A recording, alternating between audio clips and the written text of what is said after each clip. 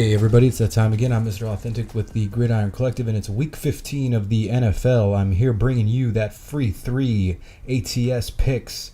Last week we finished 2-1 because Jared Goff was feeling a little too cold. Yeah, thanks a lot. My Broncos dropped another one against the 49ers, and I have to say it was a must-win game.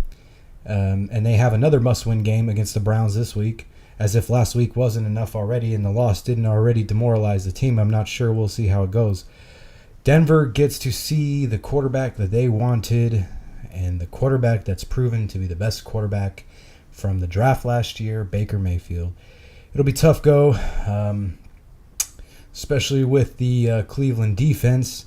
The only thing going good for Denver is the fact that Ward is nursing a concussion in the Browns secondary. At least Denver owns Cleveland. Although this is a different Browns team with Baker at the helm. We'll see how well history holds true. Anyways, let's look at what went right and what went wrong last week. Our first play of the week, we had the Rams over the Bears in a risky play that left us with our only blemish of the week. Jared Goff threw in the cold like his name was Mitchell Trubisky. Yes, Mitchell will continue to get exposed as he did last week. This first read quarterback has no clue what to do if that first option is taken away. I wouldn't have enough confidence in Matt Nagy to continue to mask this type of quarterback that Mitch really is. He's fucking no better than Andy Dalton. I mean, he won't even become that polished of a passer. Honestly. He has this fucking look in his face that he's like miserable or worried about doing something stupid, and I can't get behind that. I can't believe in it. The Rams were flat out, they came out flat, and they should have still won the game. Anyone calling Chicago the best team in the NFL is a moron.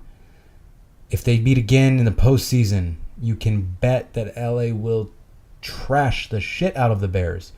Our second play, we had the Saints over the Buccaneers by 8 points. The game had me sweating a little bit in the beginning as Drew and company had some leftover still suck on him from the Dallas game. Yeah, I honestly don't get what is with this New Orleans team. Give a guy a heart attack before halftime, why don't you? It made it seem like Tampa Bay was going to smoke them, I swear. Thankfully, New Orleans came storming back and put Tampa Bay back in their place. They forgot they were playing for something and decided to get their shit together. What a huge block punt by Taysom Hill, who continues to, be a real Swiss Army knife, unlike many others that have earned that moniker before him. Dude makes plays everywhere. I mean, the Saints, thankfully, got it together and pulled out the win. They made the cover, and all was right. Last play of the week we had was the Giants to take out the Redskins by 3.5 points. The Giants did as promised. It didn't slow down the entire time. I said it. Mark Sanchez was the reason why my money was on the Giants, and Mark Sanchez was indeed the reason why they lost the game so badly as they did. With Josh Johnson in there, he almost made it a game. Not really, but in any case, the Redskins, I feel bad for the fans. As I said last week, it's going to be a tough go for them to watch, as they should have been able to win this NFC East division. Tough breaks all around for them. It looks like hopefully they're going to be starting Josh Johnson and not really going with Mark Sanchez. Even if he had to play Madden to learn the players' names on his team, he's still a much better option than Mark Sanchez going forward. Either way, Washington is sinking and sinking and sinking. All right, let's go to this week's free 3 and check out what we got. Our first play, we're going to go with the Seattle Seahawks over the San Francisco 49ers by 5.5 points. In what world does San Francisco prevent Seattle from winning by more than a touchdown? Not this world. It's not going to fucking happen. And Seattle is going to steamroll the 49ers just like they did a couple weeks ago. We took that bet, and we'll take that bet again this coming week. It doesn't make me think that somehow San Francisco is going to keep this game close because they're playing at home and they just faced each other and blah, blah, blah, blah, blah, blah, blah. Fuck that. Seattle crushes the 49ers, period. Do you think that the 49ers should have beaten the Broncos like they did last week? No, they didn't, and they shouldn't have. So, George Kittle, blah, blah, blah, he was wide open. I don't give a shit about the scheme Shanny tossed to get, tossed out there at us to get Kittle free.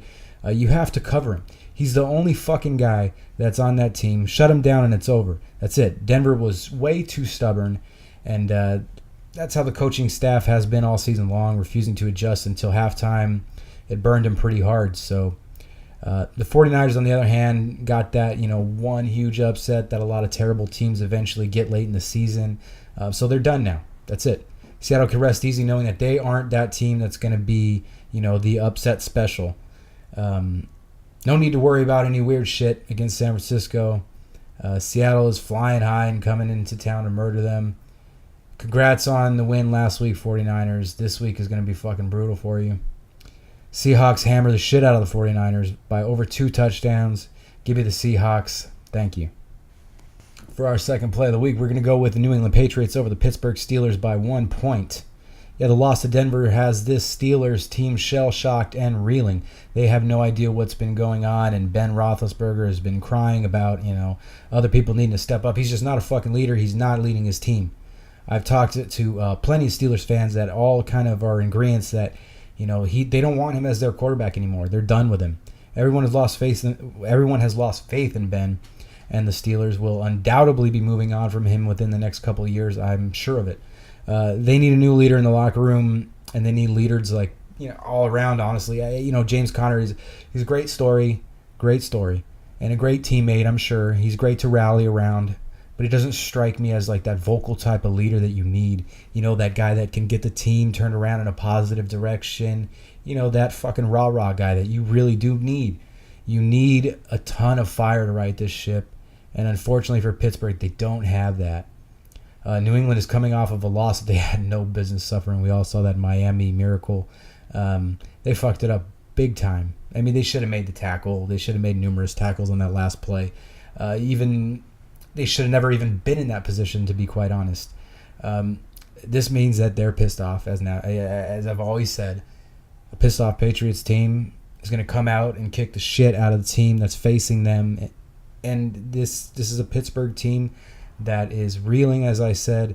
They get to face off against a Patriots team that's pissed off and going to probably kick them in their fucking teeth and win this game with ease. New England is coming off of, that embarrassing loss. And that's the way I have it chalked up. The Pats will walk into Pittsburgh, boot them off in room for Baltimore to stake the rightful claim atop the mountain of the AFC North. All we need is Tommy to win the game, and he's going to get it done. For our third and final play, we're going to take the Dallas Cowboys over the Indianapolis Colts plus 2.5. Dallas has been poor on the road this season, but that was mainly coming from an inept offense that couldn't seem to get much points, really at all. The Dallas defense, however, came to play in all of those road losses, losing by 8 points to the Panthers, 11 points to the Seahawks, 3 points to the Texans, 3 points to the Redskins. All of those losses came without Amari Cooper on the team. Since Cooper's arrival, they've been able to win 2 for 2 road games against, Philly and Atlanta. The Cowboys cannot afford to lose to the Colts. And yes, the Colts cannot afford to lose to the Cowboys either.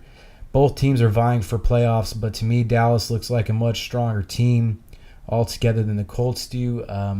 Plenty of people were surprised to see Indy bounce back and beat the Texans. However, I felt that it was the right time for Houston to lose to a divisional opponent, and the Colts stepped up to the plate to end that win streak.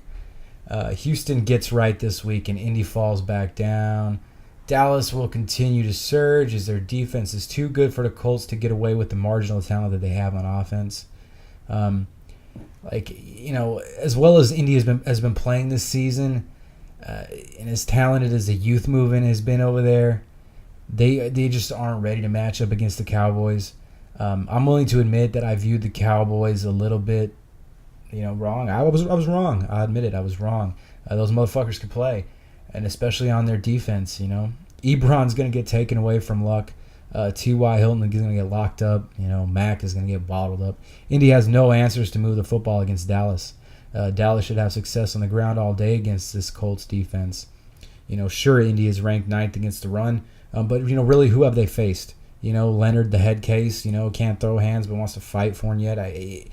No. That idiot didn't even get to play but once earlier this season. Lamar Miller, no. Trash.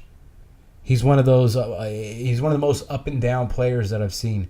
Adrian Peterson. No. First off, he started off slow. He had a good game followed by a bad game, and then a good game followed by a bad game. Rinse and repeat for the first month of football. After that, he's been running wild, enjoying being the only offense that Washington really has.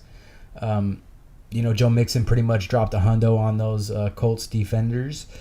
Philly took them for $112 and 4.3 yards per carry between Clement and Smallwood. Sony Michel, he pretty much had a hundo. Buffalo had 134 on the ground with 6.7 yards per carry between Ivory and Murphy. I mean, Doug Martin, Kenyon Drake, Frank Gore, they've all had success against the Colts defense. So Zeke is going to have a big game. I'm looking for it. Once again, thank you for tuning in, everybody, and hit like, hit subscribe. If you want to agree or disagree, state your case below. You can check out our website, gridironcollective.com. We're also on caprotech.com. I'm Mr. Authentic. This is the Gridiron Collective. Good luck, everybody, and we'll see you next week.